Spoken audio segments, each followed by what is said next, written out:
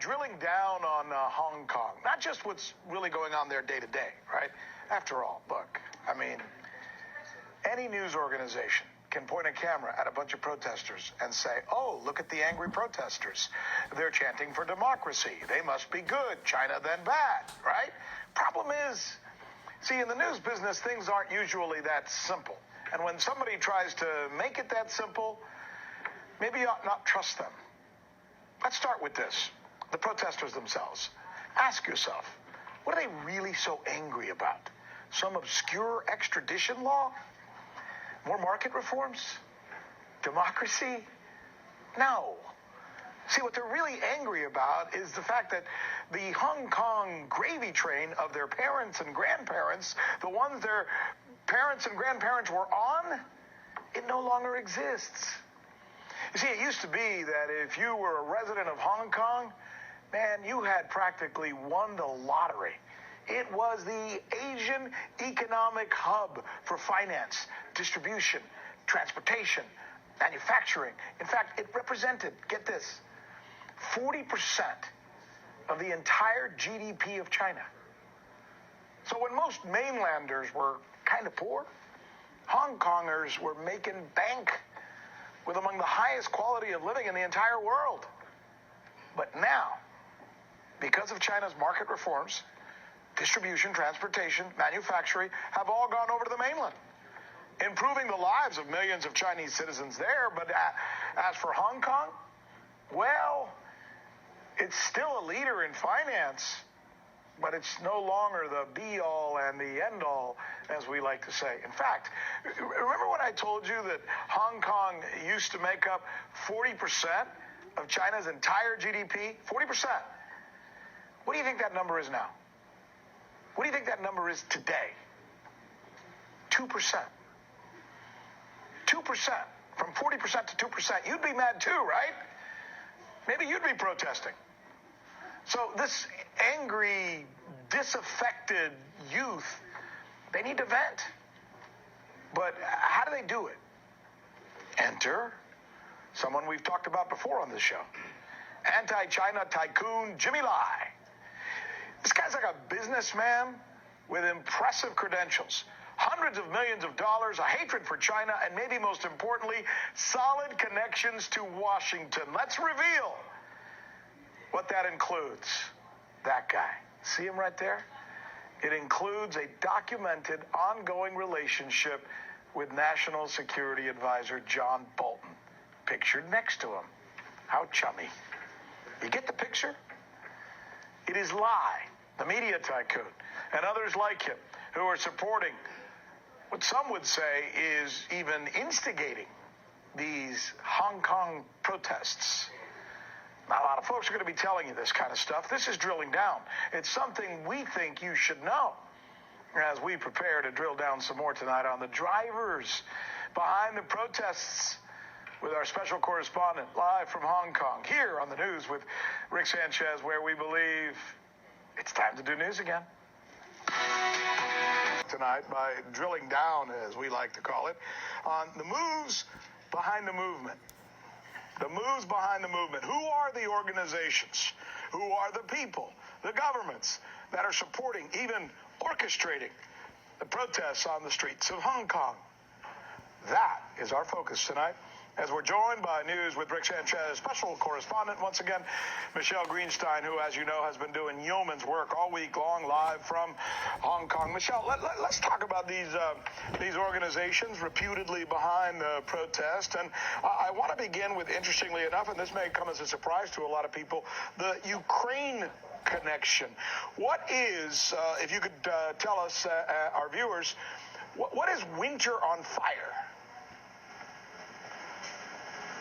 Well, that's a good question. I feel it's very important to note that I've only been here for about 2 weeks, and in the time I've been here, there have been over 300 screenings of this documentary called Winter on Fire, which is a documentary that's been criticized in the past for whitewashing the Ukrainian revolution and actually leaving out the role of the United States in it. It paints a picture of, a very brutal police force on one hand, and on the other hand, very simple, simply a popular peaceful movement that's very brave, doing the work against the state, and completely leaves out the very important history of the far right being involved as well. So I think it's significant that a lot of youth here in Hong Kong are watching this film, they're going to these screenings, and they're being inspired by this kind of movement in their own so-called democracy movement here. But Rick, in listening to your introduction to me just now, I also feel it's significant to note that just because there are severe links to Washington, D.C. in a lot of the organizations, including media organizations, protest leaders, organizers, as well as some political parties here as well, that doesn't necessarily delegitimize the people on the ground, some of the peaceful protesters themselves. There are serious legitimate grievances of the people of Hong Kong here. And let's not forget that there's also a big generational divide. The youth here overwhelmingly support the so-called democracy protest movement. These are, of course, people who did not necessarily live under British colonial rule. But like I said, there are legitimate grievances such as severe inequality here in Hong Kong. 1 in 5 people live in poverty here, and that number becomes 1 in 3 for the elderly. So I think it's important that this kind of growing poverty, as we all know, creates the kind of unrest that unfortunately, combined with an unease over what could be mainland future rule here in Hong Kong, really creates the perfect conditions for, unfortunately, people who may have other agendas to come in and capitalize on those sentiments, to capitalize on that disorder and use it to further their own agenda. In this case, that's the agenda of Washington, D.C., who, as we know, is very interested in any reason to delegitimize China in the eyes of the international community right now. Yeah, no, and you make a good point. There's nothing to say that anyone should be criticized for having a cause, and I'm sure the people of Port-au-Prince, Haiti have causes as well, and I'm sure that their level of poverty is way below whatever is being experienced right now in Hong Kong. It's the mechanism behind the movement, I think, that is something that's worth looking at. And here's another one, for example, speaking of that. You've been looking into something called the Oslo Freedom Forum, right? What is that? That's right. So the Oslo Freedom Forum is a series of forums that are based out of New York City in the United States, where so-called activists are actually taught to overthrow governments, as the Oslo Freedom Forum says, for good. Now, of course, you could say that means for good, for the good of the people, or it could mean for good in perpetuity. There's a little bit of a question there.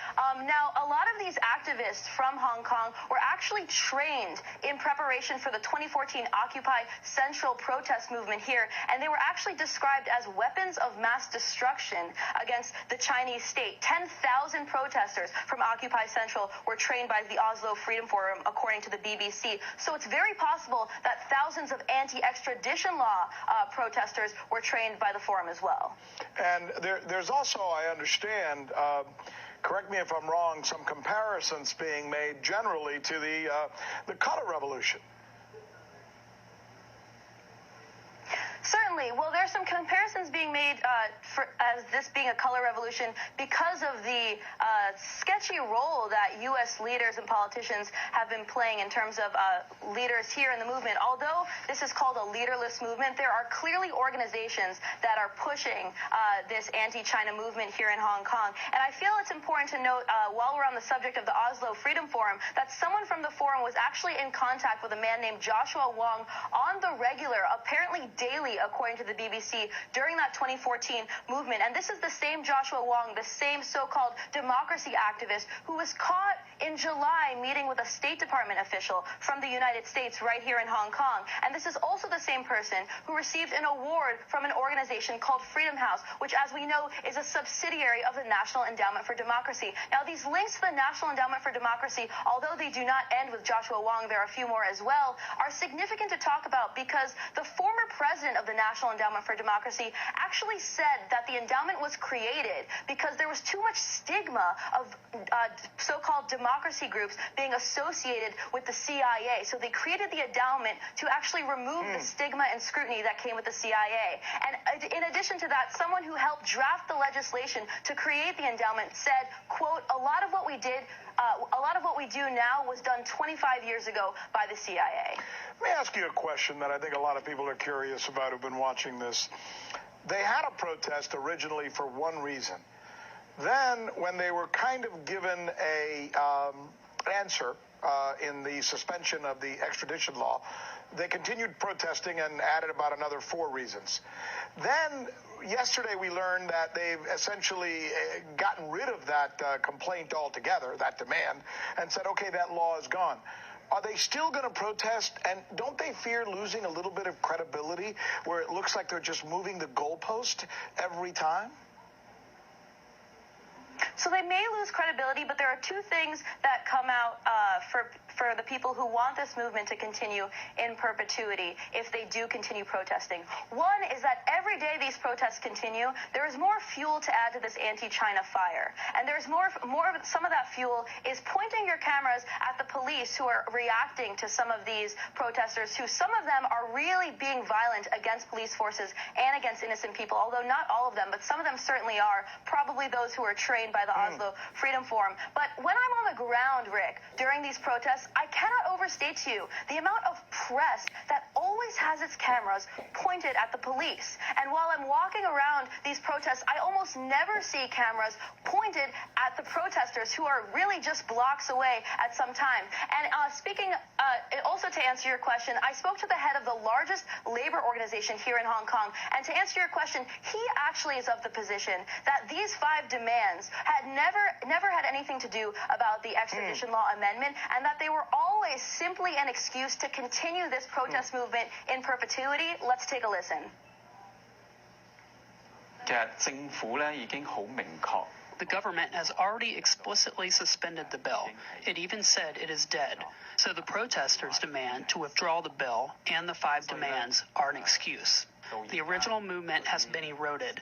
Now, it's just about opposition to the Chinese government, the Hong Kong local government, and the subversion of state power. It's a color revolution.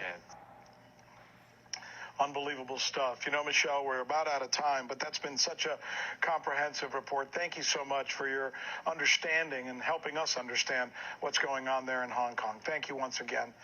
Meanwhile, tonight, our country, the United States,